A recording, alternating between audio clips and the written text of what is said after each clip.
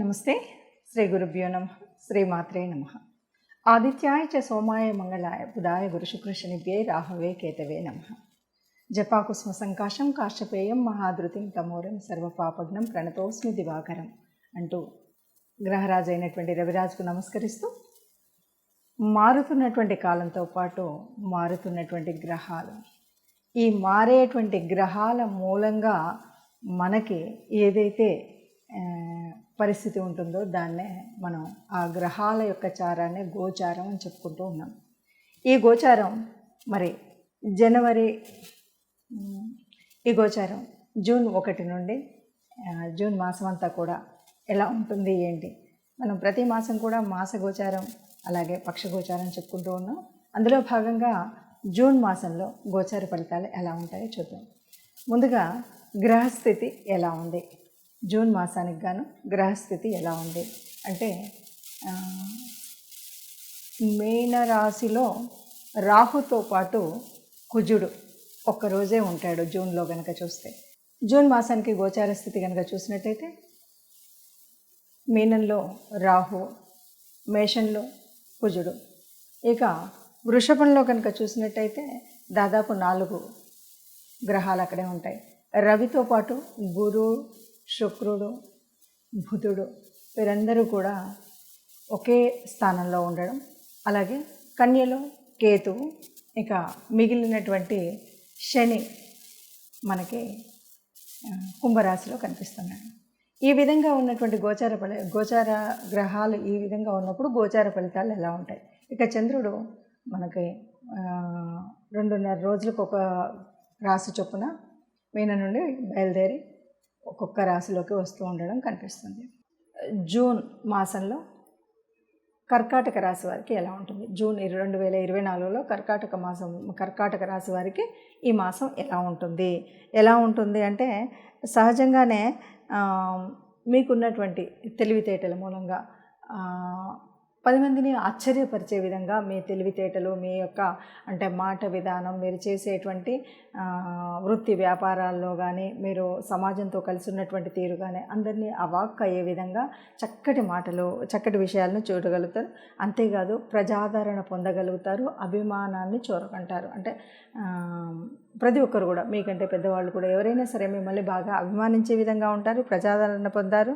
అంతేకాదు ప్రతి ఒక్కరికి కూడా మీ పైన సానుకూలమైనటువంటి ధోరణి అయితే ఉంటుంది. ధనధాన్యాలు వృద్ధి చేసుకుంటారు. తర్వాత ఏదైనా సరే బై హుక్ ఆర్ క్రుక్ నేను గెయిన్ చేయాలి అనేటువంటి విజయకాంక్షతో ఉంటారు. విజయాన్ని సాధించాలి అనేటువంటి ఒక కాంక్షతో, గట్టిగా ఆ కాంక్షతో అయితే ఉంటారు. ఇక్కడ మనకు రాశిలో కనుక మనం చూస్తే ఒక్కటి ఏంటంటే 3వ స్థానంలో కేతు ఉన్నాడు. 3వ స్థానంలో కేతు ఉన్నప్పుడు ఏ రకంగా ఉంటుంది అంటే, కొంచెం కమ్యూనికేషన్లో అంటే కొన్నిసార్లు ఏమో చాలా స్పిరిచువల్గా మాట్లాడవచ్చు, లేకపోతే ఆధ్యాత్మికంగా మాట్లాడవచ్చు పెద్దలుగా. కొన్నిసార్లు కొంచెం ఒడిదుడుకుగా మాట్లాడినప్పుడు ఇబ్బంది ఉంటుంది. అందుకని మాట్లాడేటప్పుడు మాత్రం జాగ్రత్తగా మాట్లాడినట్టయితే తప్పనిసరిగా ప్రతి ఒక్కరి అభిమానాన్ని, ఆదరణను చూరగొనేటువంటి పరిస్థితి అయితే ఉంటుంది. ఇక అష్టమంలో శని ఉన్నాడు కాబట్టి ఆరోగ్య పరిస్థితి కొంచెం ఏదైనా సరే అనారోగ్యం వచ్చేటువంటి సూచనలు అయితే ఉన్నాయి. ఇక 9లో రాహు ఉన్నాడు కాబట్టి మనకు రావాల్సినటువంటి, లేకపోతే ఒక్కొక్కసారి 9 అంటే మనం ఏదైనా పూజలు చేయాలి, లేకపోతే ఎక్కడికి వెళ్ళాలి, ఆధ్యాత్మికంగా చేయాలి అన్నప్పుడు కొద్దిగా అన్నీ కూడా అడ్డంకులు అనిపించవచ్చు. ఇక 10లో కుజుడు ఉన్నాడు కాబట్టి డేరింగ్ అండ్ డాషింగ్ లాగా ఉంటుంది. ఏదైనా సరే ఉద్యోగం కానీ, వృత్తి కానీ, వ్యాపారం కానీ, భూములకు సంబంధించినటువంటి విషయాలు కానీ ఇవన్నీ కూడా 10వ స్థానంలో ఏదైతే ఉందో ఆ కుజుడు మూలంగా చక్కగా డేరింగ్గా మనం చేయాలనుకున్నటువంటి కార్యనిర్వహణ సరిగ్గా చేయగలుగుతారు. అంతేకాదు ఎవరైనా ఉద్యోగ ప్రయత్నాలు చేసేటువంటి వాళ్ళు ఉన్నట్టయితే తప్పకుండా వీరికి ఒక మంచి కమాండింగ్లో ఉండేటువంటి ఉద్యోగాలు వచ్చేటువంటి అవకాశం అయితే ఉంది. ఇక 11వ స్థానంలో ఉన్నటువంటి లక్ ఏదైతే ఉందో అదైతే రాదు అని చెప్పచ్చు. ఎందుకు అంటే ఇక్కడ మొదట అంతా కూడా రవితో పాటు గురువు, శుక్రుడు ఉన్నాడు కాబట్టి మొదటి పక్షంలో అయితే ఇలాంటి పరిస్థితి ఏమీ రాకుండా ఉంటుంది. బుధుడు, శుక్రుడు, రవి ఈ 2 కూడా మనకి మిథునంలోకి వెళ్తున్నాయి. ఇలా మిథునంలోకి వెళ్ళినప్పుడు ఈ రెండవ పక్షంలో ఎలా ఉంటుంది అంటే దాదాపుగా కొంచెం ఎట్లా అంటే తనుభావం, ఆరోగ్యపరంగా ఉండేటువంటి అనారోగ్య పరిస్థితులు మెరుగవుతాయి. కానీ రెండవ పక్షంలో ఎలా ఉంటుందంటే ఆర్థికంగా కొద్దిగా ఇబ్బంది అయితే ఉంటుంది. అప్పటి వరకు ఉన్నటువంటి ఆర్థికంగా బాగా లాభదాయకంగా ఉండేటువంటి పరిస్థితికి కొంచెం ఆర్థికంగా ఇబ్బంది ఉంటుంది. ఇక మిగతా విషయాల్లో చూస్తే అందరితో చక్కగా ఉండడం, చనువుగా ఉండడం, మాటలు మాట్లాడితే అందరికీ కూడా ఆకర్షితంగా ఉండడం, అందరి యొక్క ఆదరణ పొందడం, అందరి యొక్క అభిమానాన్ని పొందడం. అంతేకాదు ఉద్యోగ స్థానంలో చాలా గట్టిగా ఉండడం, ఉద్యోగ ప్రయత్నాలు ఫలించడం, అలాగే ఆరోగ్య పరిస్థితి యథాతథంగా ఉండడం, ఇవన్నీ కూడా సర్వసామాన్యంగా మొదటి పక్షంలో ఎలా ఉన్నాయో రెండవ పక్షంలో కూడా మనకు అలాగే కనిపిస్తాయి. కేవలం ఒకే ఒక మార్పు ఏంటంటే మనకి ద్వితీయంలో మామూలుగా ఇప్పటి వరకు ఉన్నటువంటి అంటే 11వ స్థానంలో ఉన్నటువంటి బుధ, గురు, శుక్రులు ఎవరైతే ఉన్నారో వారు 12వ స్థానంలోకి వస్తున్నారు. ఈ బుధ, శుక్రులు ఎప్పుడైతే మారుతారో రవి కూడా వాళ్ళతో, ఇక్కడ రవి శుక్రుడు కలిసేసరికి శుక్రుడికి అస్తంగత్వ దోషం అంటే ఇప్పటికే ఉంది, ఇప్పుడు కూడా అది కంటిన్యూ అవుతుంది. కాబట్టి మనకు 12వ స్థానంలో ఉండడం వల్ల కొంచెం బెటర్ ఫేసే అని చెప్పొచ్చు. మిగతా దానికంటే కూడా ఓవరాల్గా చెప్తే కర్కాటక రాశి వారికి ఓవరాల్గా మొత్తం చూసినట్టయితే అంత పెద్ద ఇబ్బంది ఉండదు. కాస్తంత అనారోగ్యం ఉంటుంది, కొద్దిగా మాట్లాడేటప్పుడు జాగ్రత్తగా ఉంటే ఎలాంటి ఇబ్బందులు లేకుండా సరిగ్గా ఉంటుంది అని చెప్పొచ్చు. ఇప్పుడు ఈ రకంగా ఉన్నటువంటి గ్రహస్థితిని బట్టి మరి ఎలా ఉంటుంది ఫలితం అన్నప్పుడు దాదాపుగా అంటే ఈ భూమి మీద పుట్టిన ప్రతి ఒక్కరికి కూడా ఆ గ్రహాల యొక్క అనుగ్రహం ఉండాలి. ఎందుకంటే ఇప్పుడు చెప్పుకునేటువంటి గోచారం కోటాను కోట్లకి ఒక రకంగా ఉంటుంది. అంటే కుంభరాశి వాళ్ళంటే ఎంతోమంది ఉంటారు, మేషరాశి వాళ్ళంటే ఎంతోమంది ఉంటారు. అంటే ఇలా అంతమందికి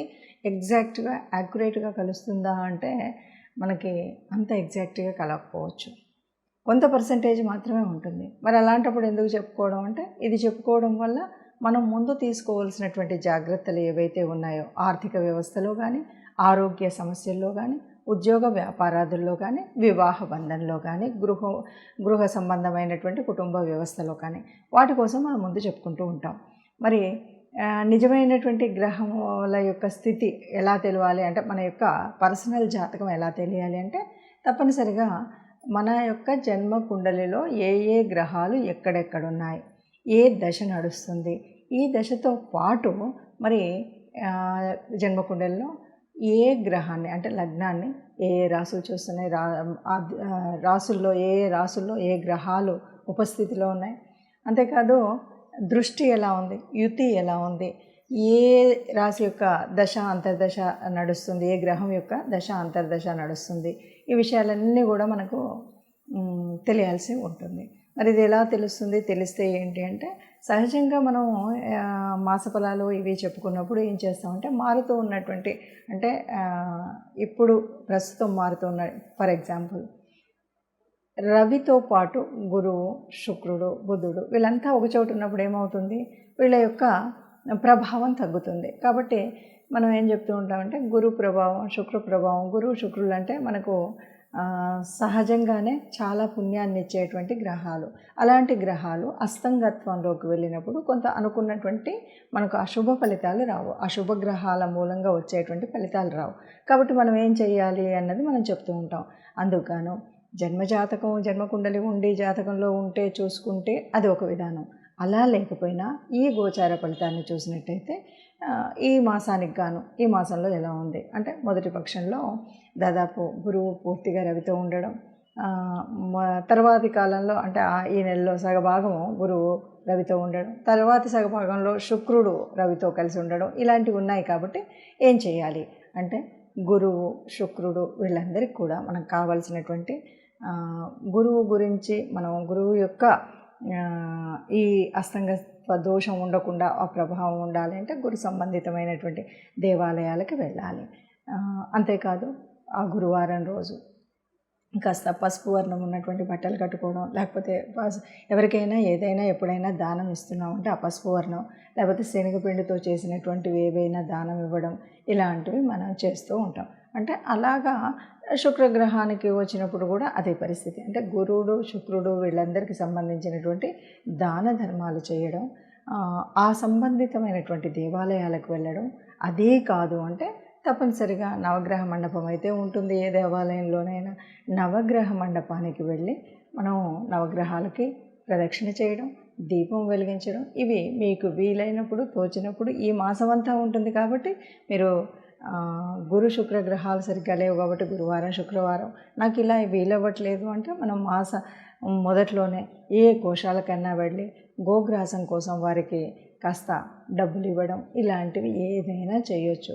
లేదు ఇవేవి కాదు, మరి వాళ్ళు ఇస్తారో వాళ్ళు పెడతారో పెట్టరో గోగ్రాసం, ఇలాంటి అనుమానాలు మనకు చాలా ఉంటాయి కాబట్టి అలాంటి పరిస్థితుల్లో మనం ఏం చేయాలి అంటే మీకు వచ్చినటువంటి గురు స్తుతి, అట్లాగే శుక్రగ్రహానికి సంబంధించినటువంటి స్తుతి ఇవి చేసుకోవాలి. అట్లాగే మరి శని ఉన్నటువంటి ప్రదేశం, శని యొక్క దృష్టి, ఇవన్నీ కూడా ఈ మాసంలో మనకు తగులుతున్నటువంటి గ్రహాలు ఏవైతే ఈ రాశులు ఏవైతే ఉన్నాయో, అర్ధాష్టమ శని ఫర్ ఎగ్జాంపుల్ వృశ్చిక రాశి అర్ధాష్టమ శని ఉంది. ఏం చేయాలి?